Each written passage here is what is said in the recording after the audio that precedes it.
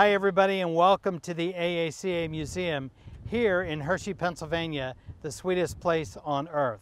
My name is Bill Rothermel. I'm chair of the Car Selection Committee as well as a member of the Board of Directors, and this is Collection Chronicles, whereby we talk about various cars in our collection.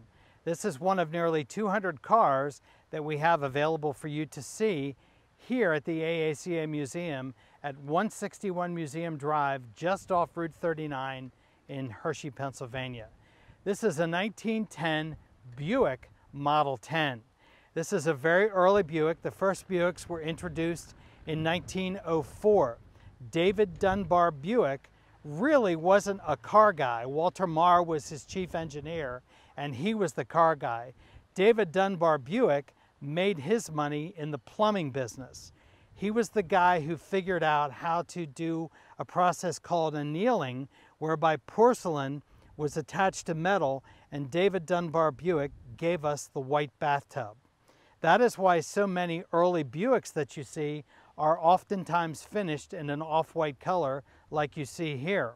Much like the Model T, which everybody does think it was available in any color so long as it was black. That's not true, but that's another story. But many early Buicks that you see are this color.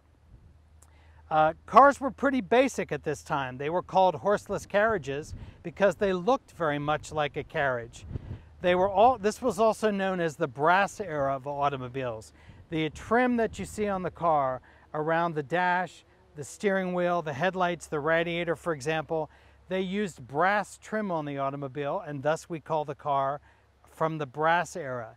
Generally, that is cars built before January of 1916.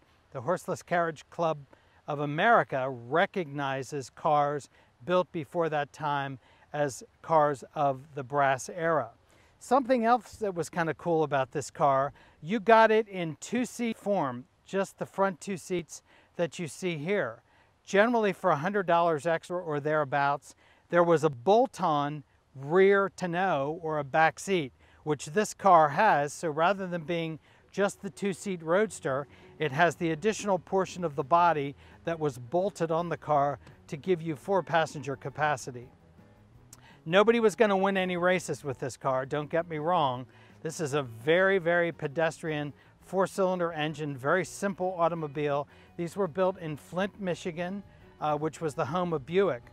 Buick became one of the cars that Billy Durant used to launch General Motors in 1908.